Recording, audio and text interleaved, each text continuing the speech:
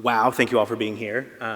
It's a real honor to be able to present Pride in Microbiology's vision for the future, and it's a real honor to be the recipient of this prize. So I will warn you that the first little bit of this is going to be a touch bleak, so I'm going to talk a bit about data and some personal experiences, but I promise by the end of it we will all feel much more hopeful, I hope. All right. And then the other thing I'd like to mention is that I'm not a scholar of equity, diversity, and inclusion. So the work that we do is really as interested parties and from a personal lens. I'm going to talk about some data today, but those are not things that I'm particularly trained in, so I just want to disclose that as we move forward.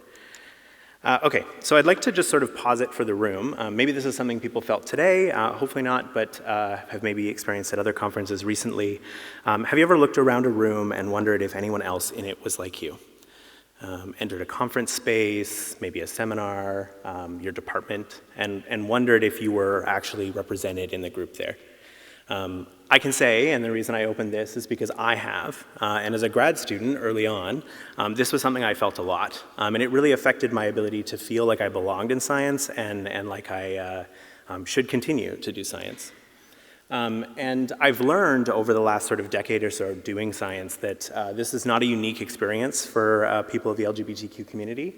A student I had the pleasure of mentoring through the International Genetically Engineered Machine Program, Henrik, wrote a blog that covers basically the same idea.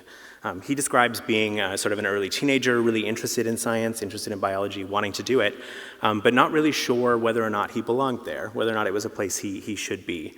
And he describes an experience going to the Botanical Garden in Copenhagen where the person giving the tour was an open gay man, and this completely changed his perspective in terms of how he sees himself in science and how he feels whether or not he belongs. And so I mention Heinrich because I think this is a common experience for members of the LGBT community and is, if prevalent for people like myself, a gay man with a tremendous amount of privilege as a white person, you can imagine that this is much worse for people of more marginalized communities. And I also mention this because I have had a very similar experience to Henrik. The first time I was in the UK, I had the pleasure of attending the LGBT seminar. This was in 2019.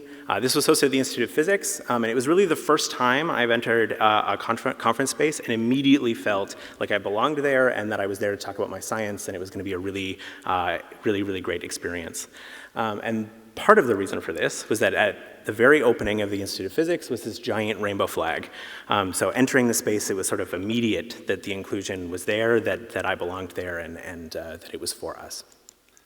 And I actually posted on Twitter shortly after that it was one of the most profound experiences of my life, and I can say to this day it still is. All right, so I think to sort of just cover why I think a lot of people feel these insecurities entering into spaces, into STEM spaces as LGBTQ people, we can think sort of a lot about the experiences that happen on a day-to-day basis, and I borrowed this slide from Bruno, but I think that we are often told as scientists that our identities, our personal identities don't matter, that the important thing is the data, the important thing is the science, it's sort of a thing that we don't really talk about our identities, it doesn't matter, it's not really that important.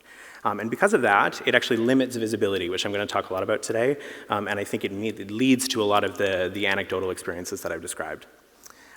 We often get questions about sort of what does that have to do with your work, our own work, and in some ways, earlier in the EDI session today, there was a conversation about punching down. I think this is maybe kind of a little bit punching down, but often cases it highlights that same experience. And I'm now experiencing, as somebody who's looking for a faculty job, I'm getting a lot of advice from people in my sphere that I should leave a lot of this stuff out of applications because it might harm my application. So we are often told to hide aspects of our identity to move forward. And I think trying to address some of these issues of belonging and visibility is for me a moral imperative, but also I think it's a scientific one. So the question, of course, is why do we want everyone to belong? And I think beyond sort of the obvious ethical reasons, there are reasons, scientific ones. So the questions that we ask, the answers that we chase, who gets funded, what we observe, and what we pay attention to are all things that are shaped by our own experiences and our own on identity, and there's pretty good data now that diverse teams do better science. So really, I say all of that to highlight what I think is really important about what we're trying to do, and what I hope we're trying to accomplish as well when we talk about visibility or inclusion. Okay. You don't have to take my word for it. I'm telling you stories that are from my experience and from the experience of my friends, but there is quite a bit of data that highlights these experiences as well, which I hope to highlight for you as well. So this particular study was done in 2021. It covers about 30,000, 25,000 STEM professionals in the United States. And what they found is that LGBT people were 30% more likely to have experienced harassment in the last year. They were 20% more likely to experience professional devaluation, so things like their work not being taken as seriously as their peers. And they were actually 50% more likely to plan to leave STEM within the next 5 years. And so this is really, the 50% is the metric I'm talking about, not feeling like you belong, not feeling like you should be there, and so actually we are losing a lot of people to these feelings. This is true for students as well. So similarly, US study looked at about 4,000 STEM students across the entirety of their degree, and they found that LGBTQ plus students were 7% less likely to be retained in STEM after the 4 years of their degree.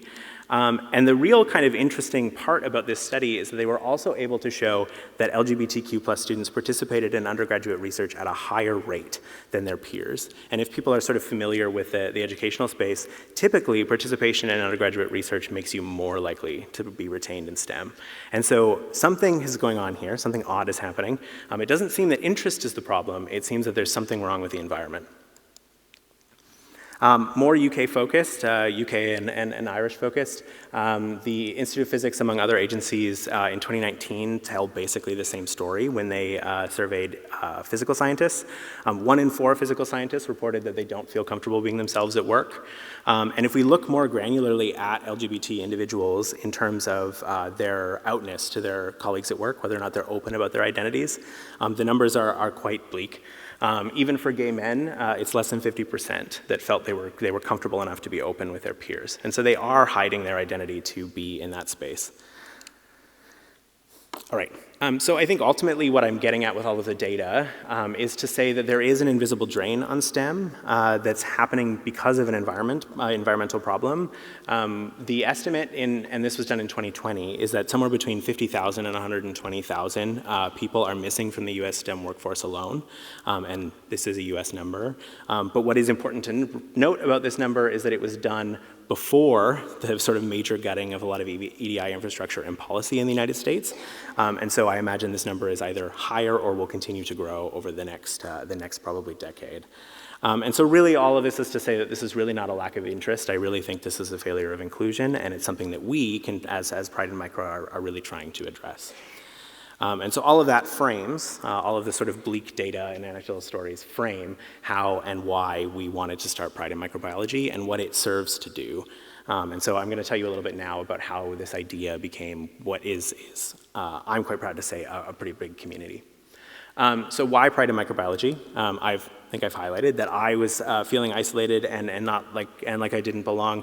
This was not a feeling that was unique to me. It seems to be one that's borne out in data and stories I hear from others. And what it was interesting at the time is that you can find community in STEM broadly. So there are things like LGBT STEM, 500 Queer Scientists. There are places where you can find peer support, but a lot of what's missing are these sort of discipline-specific groups where you can actually get the peer support networks and what's the word I'm looking for? Professional development that comes from being field-specific.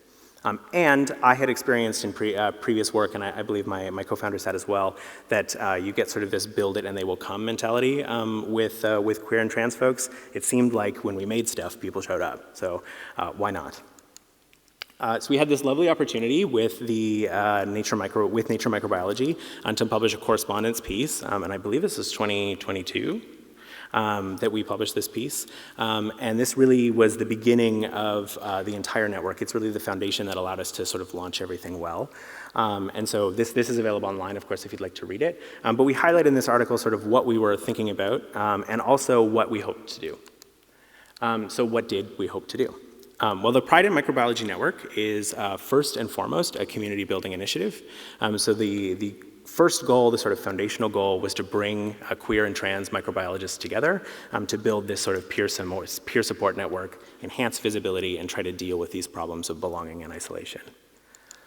The next thing that we really hoped to do was professional development and act as a mentorship catalyst. So the hope was that we could actually get people together to share resources, mentor one another, and sort of help deal with still those problems of isolation, but more in a discipline-specific way. And then while we are striving towards this, the real goal at the end of the day is to try to advocate for queer and trans folks in STEM and work as a social policy platform, which I'll explain. Okay. So in terms of timeline, we started in 2022. We founded the network. It was myself, Adele, and Bruno. We did this through Nature Microbiology, and really quickly, because of the network and the exposure that we got from Nature Microbiology, we had the well over 200 members by the following year. We had an active online community. We had established collaborations with many global microbiology societies, including this Microbiology Society. And we had started organizing events of our own. So really quickly we were able to do that, to launch this, and that was in no small part because of large, powerful collaborators in this case. In 2024, we started to expand our project, so I will tell you a little bit about two of the things that we did last year. But we started a PiM Microbiology Connections program, which was largely led by one of our volunteers, Nick, another member of the board. And of course this year we're giving the EDI Society Prize, which of course is another wonderful opportunity for us to expand our reach. So in terms of impact by the numbers, the PiM Microbiology community now has well over 350 members. We monitor this membership group largely through emails and through a Discord channel that we run online. We have greater than 20 countries represented in our membership, and I think this is important to note that some of these countries that are represented are countries where being LGBTQ is incredibly unsafe. And so we have created at least somewhat of an environment that people feel safe enough to come forward to talk to us about that, and I hope that we will continue to be able to provide resources to people in those situations. Like I said, we have collaborations with major microbiology societies, and I'm being a bit cheeky, I suppose, with the many connections made. I believe there have been many connections, but it is always nice to see Pride and Microbiology Network members coming together in the real world, and we do see that occasionally through social media. Great. Okay, so the two things that we launched last year that I think are kind of our current offerings to the community are first and foremost Pride in Microbiology's visibility campaign. So for those of you who've been around for a while, you might be familiar with 500 Queer Scientists or LGBT STEM. These are both programs that offer sort of a wall of faces, I've been describing it as, a way for people to see that they aren't alone, that there are other queer people in STEM, there are other trans people in STEM, and that they do belong. And I also ran one out of Atlantic Canada called Queer Atlantic Canadian STEM when I was a grad student. And so when I say wall of faces, that is kind of what I mean. The intention of this program is to have bios that include sort of people's biographical information, where their degrees are, what they're doing for work as a microbiologist, but also their aspects of their identity and a small bio that they provide. And so really this provides an opportunity for people to go very quickly online and identify that that there are other people like them, but also we hope that this will become a sort of resource for conference organizers or institutions to identify LGBT people that they could use for presenting at conferences or other things if they feel like they need to expand their diversity. The other program is run by Nick, who actually was here, I think. Yes. He has largely driven this project forward. Pride and Microbiology Connections, the map on the side shows you all the countries that were represented in the Connections program. But Connections is more a peer support group network that's designed to target specifically connecting members by both geographical proximity and by research interests. And so the hope of this is that people might be able to meet each other in public, actually come out into the real world and see each other, but also to be able to link by research interests where the professional development aspects become more realistic. People can actually start connecting and sharing resources and sharing ideas and working towards microbiological innovation. We do this largely through shared emails, Discord channels, WhatsApp groups. I think the Latin America WhatsApp group is actually quite busy from what I hear. And the LGBTQ, really what we're trying to do is promote LGBTQ plus focused safe academic support networks. So these are places where people can actually go to get advice and that professional development that they need. Mentorship is the other word I was looking for. Okay, so where do we get to go from here then? These are sort of the two major projects that we've launched in the last year. We're really hoping to continue to build out these connections, both the connections program and the visibility profiles. I probably don't have to tell everyone in the room this, but running international programs is really, really hard. Trying to balance time zones and platforms that everybody can use in various places and try to do things online is not an easy process. And so really the Connections program has had a couple of hurdles there that we're hoping that we might be able to work over. And then we're hoping to have many, many more profiles in the coming years. And for people in the audience that might want to contribute to that, our website will be at the end of this talk. And if you go there, there's lots of information about how to join, and we can get some of those profiles up. We do update the profiles roughly monthly, and they are posted to social media as well. So it also gets you a little bit of visibility in the world if you would like that. So in terms of building more, we'd really like to run more frequent connection events. So these are things that would be targeted towards sort of getting people together, mostly in online spaces, but we've run things like game nights and coffee hours before. I know Nicholas is really excited about technique swaps, so ways that people can actually start to communicate more regularly. We hope to continue to run symposia that will be more research focused so people can share their work directly. And then as well, we are hoping that someday in the future we'll be able to run grants and scholarships. This will include things like travel grants, but also ideally scholarships that can support the work of LGBTQ microbiologists. And then finally, I think the thing that I'm most excited about personally is building out data-driven and community-built policy recommendations. And where I'm coming from with this particular perspective is that some of you in the audience might know, maybe some of you have been tagged for these kinds of things, that usually it's the marginalized communities that are asked to do the work to spread or build policy for marginalized groups. And so when you have many societies or institutions or groups of people who are interested in doing these things, you get tagged a lot if you're the sort of visible person that somebody can find. And so what the goal with some of these policy recommendations would be is that we would have Pride in Microbiology can act as a white paper, perhaps as a kind of consultant group that would help reduce the burden on individual LGBTQ scientists so that they don't have to do the work all the time, especially when the work becomes kind of the same work, we're all doing the same thing, or saying the same thing. And as well, the white paper would be a really quick way that somebody could say, here is the recommendation of this organization who would be best suited to provide that recommendation.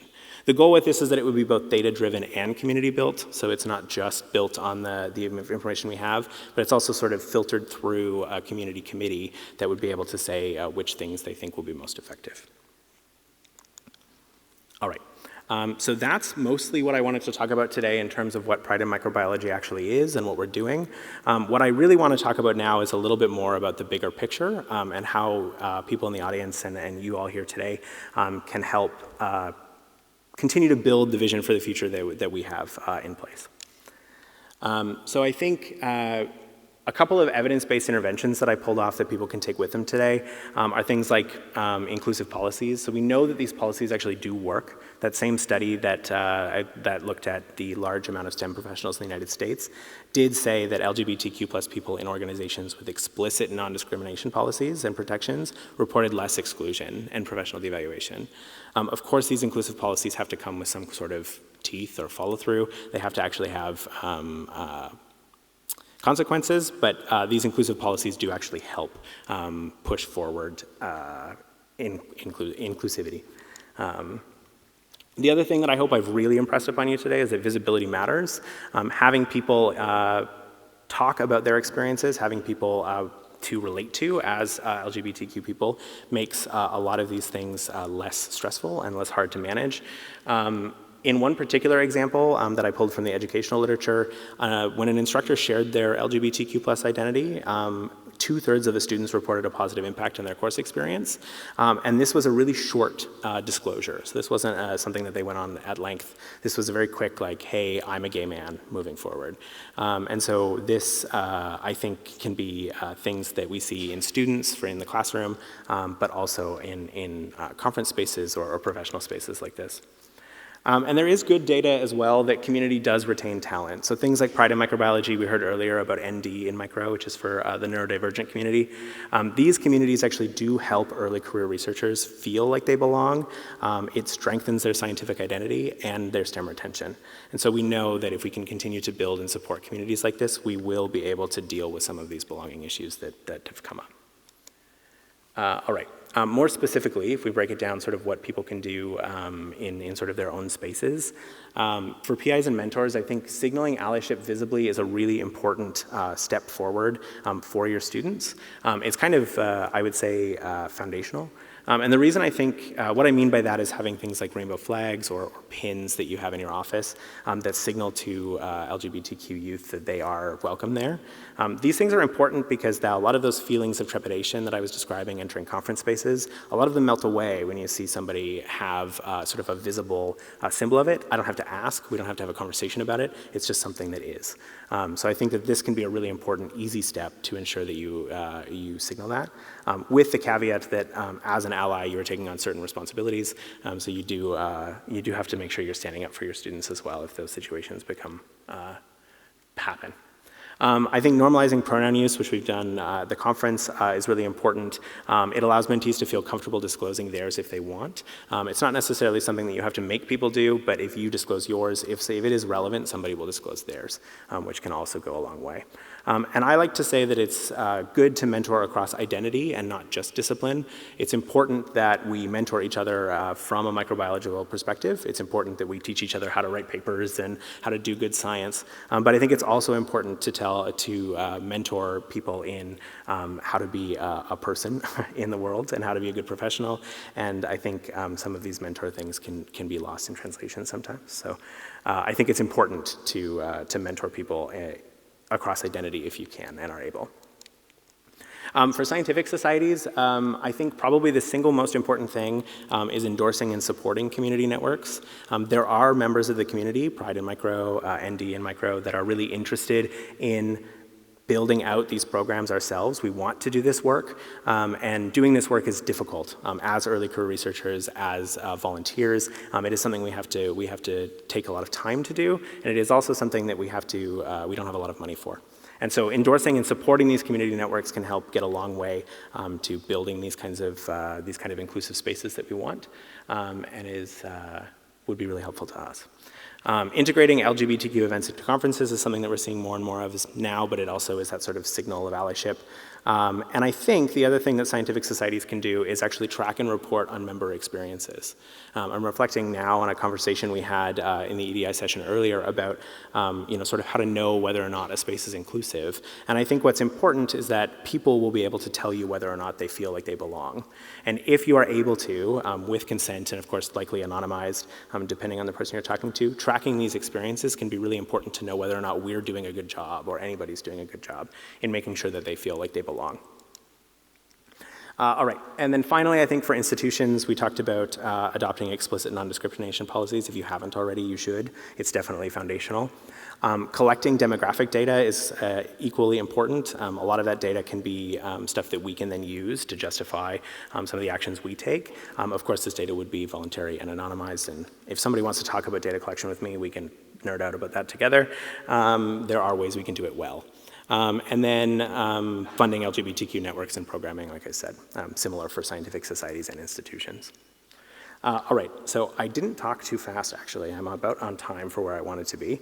I want to leave you today with a couple of thoughts. The first is that I think although I will always welcome more evidence, while I think more data is always good, we have plenty of evidence that a problem exists. We know what the problem is, and we have a lot of anecdotal experience in terms of what people are asking for. And so what we really need now is we need more people who are willing and decide to be part of the solution. People who are willing to support networks like ours and networks like ND and Micro to continue to build towards a better future. And I had a mentor for many years who used to tell me all the time that we get to decide the kind of world we want to live in. We should be able to decide the kind of world we want to live in. And so really, I'm morphing that a little bit here, but I think we get to build the world we want to live in, and at Pride in Micro, that's what we're really trying to do, is build a world that we feel good about and want to exist in. And I really hope that I've convinced some of you today to help us build the world that we want to live in. All right, now I get to do a few acknowledgements. I stole this picture right from the Microbiology Society, but these are the photos we submitted for the award. And I just want to thank Adele and Bruno, who are both here and will come up to the stage in a moment. They are the two people that made this thing happen. Besides sort of my crazy ideas, we did manage to actually do it. So I'm really happy to share this award with them and to have them here this week. It's actually the first time I've met Bruno in person, so it's been very fun. And then Katie and Nicholas are on the bottom. Katie and Nicholas joined the network after we founded it, but have been foundational to actually getting the work done. Adele, Bruno, and I are all very busy early career researchers, so having a couple of volunteers who are willing to take off some of the load is really important. I do want to acknowledge the rest of the Pride in Microbiology Network. I do imagine there are a few people in the audience here who are members of the network. Without you, we wouldn't be able to do this, so thank you. And yeah, thank you all for listening. The website is there, prideandmicro.org. There's lots of information about how you can get more involved. You can send us an email, join the network, and I'd be happy to talk more about it. I'm here for the entirety of the conference. So thank you.